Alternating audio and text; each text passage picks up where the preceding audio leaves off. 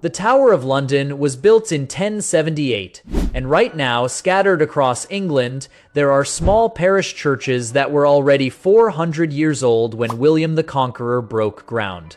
Not ruins, not museums, buildings where someone unlocked the door this morning and set out the hymn books.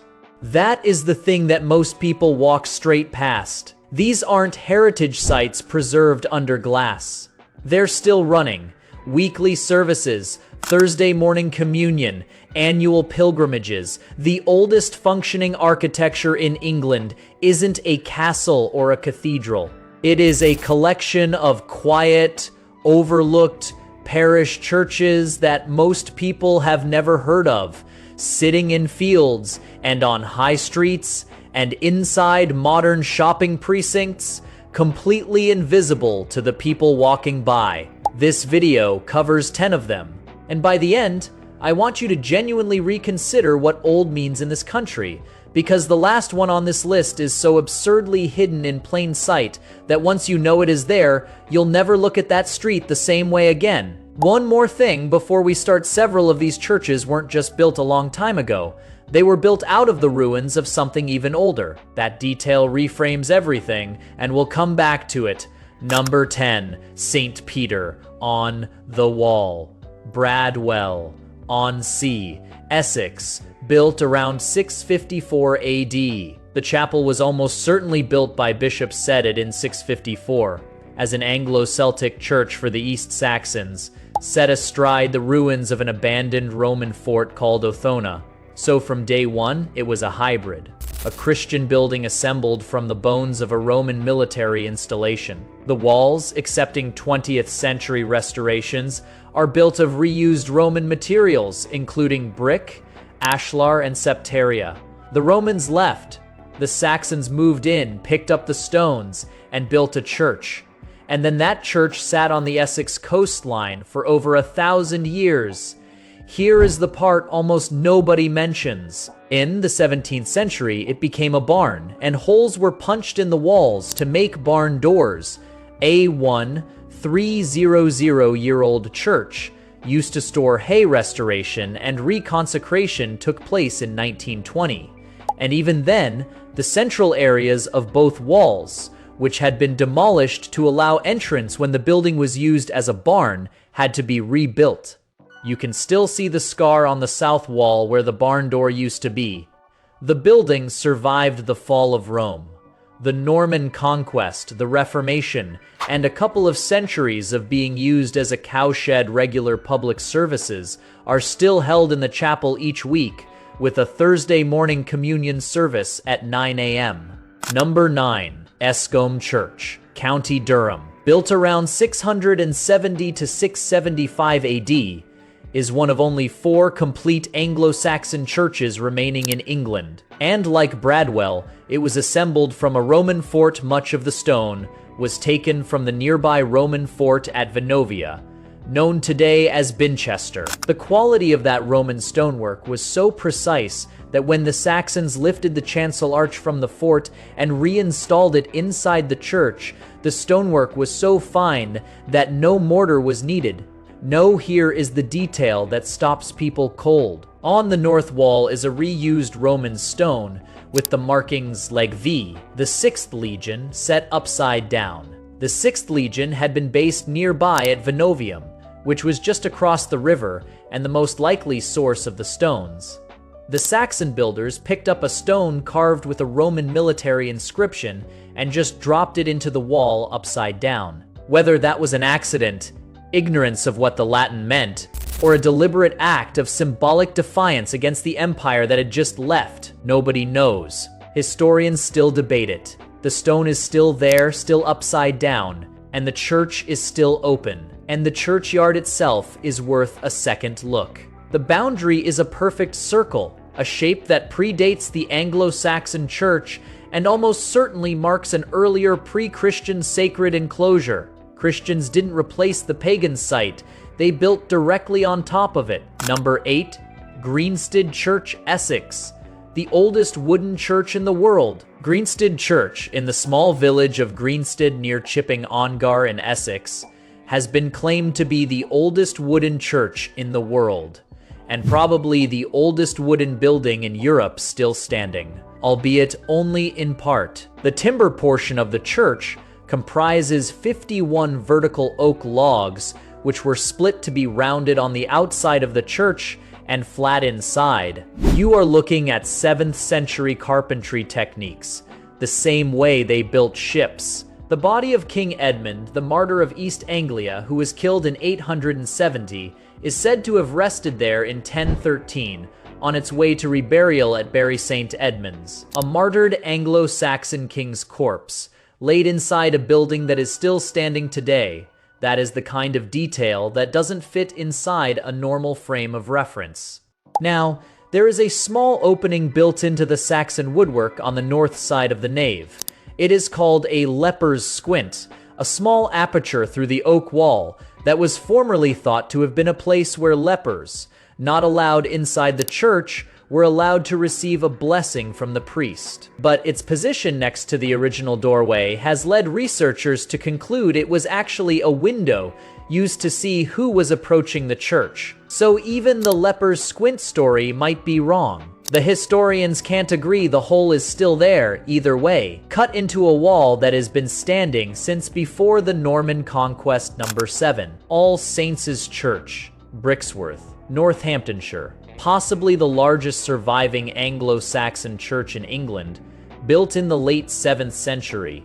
It is one of only 4 complete Anglo-Saxon churches remaining in England. The scale of it is genuinely surprising. This isn't a small chapel, it is a substantial building, and like the others, it was assembled from Roman materials. The builders cannibalized a nearby Roman site for the brick and stone 2 empires. One building. And here is something that has never been fully resolved.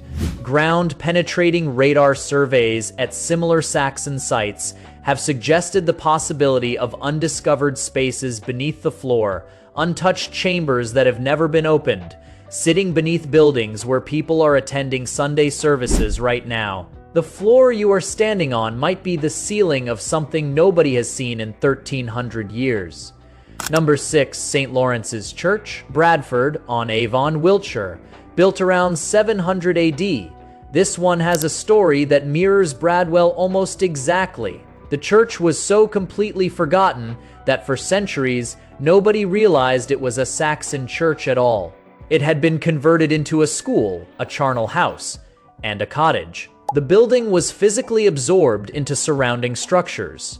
In the 19th century, a local vicar looked down from a hilltop and noticed the roofline, and only then did anyone realize what they were looking at. The building had been hiding in plain sight for over 1,000 years, used as storage and housing, while one of the most complete Saxon churches in England sat underneath. It is one of only 4 complete Anglo-Saxon churches remaining in England, alongside Escombe, Greensted, and Brixworth 4 in the whole country. And one of them was being used as a cottage. Number 5, St. Mary the Virgin, Sompting, West Sussex, pre-conquest, built before 1066. The church itself is old enough, but the tower is the thing. The top of the tower has a steeply sloping gabled roof, similar to those in the Rhenish provinces of northern Europe, such as Koblenz and Cologne. The shape of the tower, with 4 gables supporting 4 steeply sloping lozenge-shaped roof elevations in a design known as a Rhenish helm, is unique in Britain, but familiar in northern Europe. There is nothing else like it in England.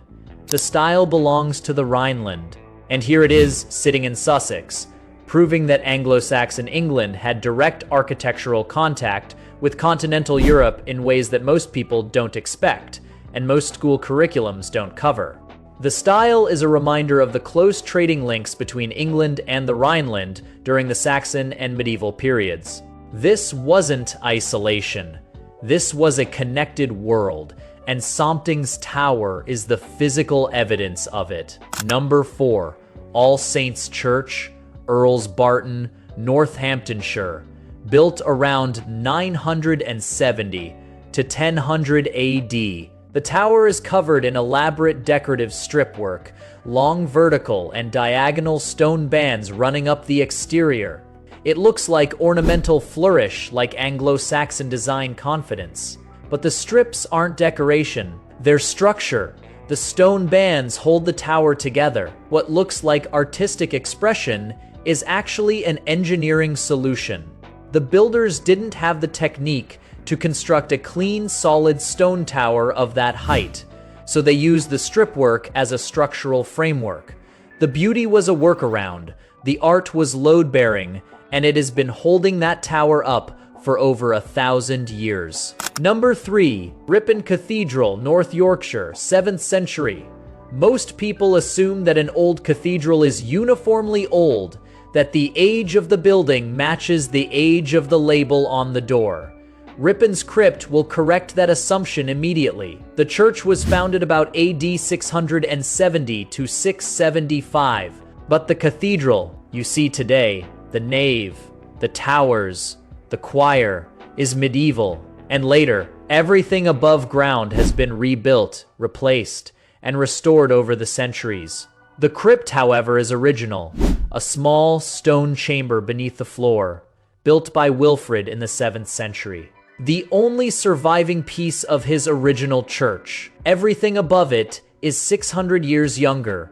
Worshippers walking through the cathedral are moving through a medieval building that was constructed on top of an untouched Dark Age chamber that most of them don't know is there. That is the thing about these places. The most significant part is usually the part nobody sees. Number 2, St. Michael at the Northgate, Oxford Tower, built 1040 to 1050 AD St.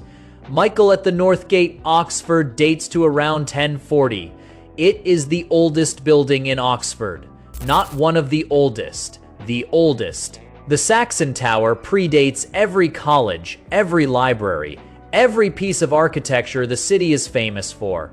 The university that made Oxford's name globally recognizable was built around a Saxon tower that was already standing when the first students arrived. And here is the part that makes it genuinely strange. It is on Cornmarket Street, a busy pedestrian shopping street in the center of the city. It sits between shop fronts. You can walk past it on the way to a coffee shop without registering what it is. A tower built before Oxford University existed, wedged between modern retail, invisible to most of the tourists who photograph everything else. You can climb it, 97 steps to the top. Most people don't. We're nearly at number 1, and this is the one I said we'd come back to. The one that reframes the whole premise of the video. But first, if you are finding this interesting, drop a comment with which of these churches you'd actually want to visit. And if you want to see more of this kind of thing, the overlooked, genuinely strange corners of English history, subscribe, because there is a lot more where this came from. Number 1, St. Peter, on the Wall, Bradwell Escombe, Brixworth Greenstead, Bradford, on Avon, Sompting, Earls Barton, Ripon, St. Michael's, Oxford, and the 10th Church, the one that pulls the whole list together. The Chapel of the Holy Trinity, Bosham, West Sussex, built on Roman foundations in active use before 1066. And here is what makes it the right note to end on. Bosham appears in the Bayeux Tapestry. Harold Godwinson, the last Anglo-Saxon king of England, is depicted praying there before sailing to Normandy. The journey that set in motion the Norman conquest, the construction of the Tower of London, and everything that followed. The church that appears in the tapestry is still standing, still holding services. The building that watched the last chapter of Anglo-Saxon England begin is still open on Sunday mornings. That is the thread running through all 10 of these. The Tower of London gets the attention because it was built by the people who won. But the buildings that survived from the world that came before it, a barn in Essex, a circular churchyard in Durham, a German roofline in Sussex, a Saxon tower between 2 shop fronts in Oxford, those are still there too. still functioning, still largely ignored. The history that didn't make it into the textbooks is usually the history still standing in a field somewhere, waiting for someone to walk up and actually look at it. If this is the kind of thing you want more of, the video on England's forgotten Roman sites covers the other side of this story, the empire these churches were literally built from. It is worth watching back to back with this one.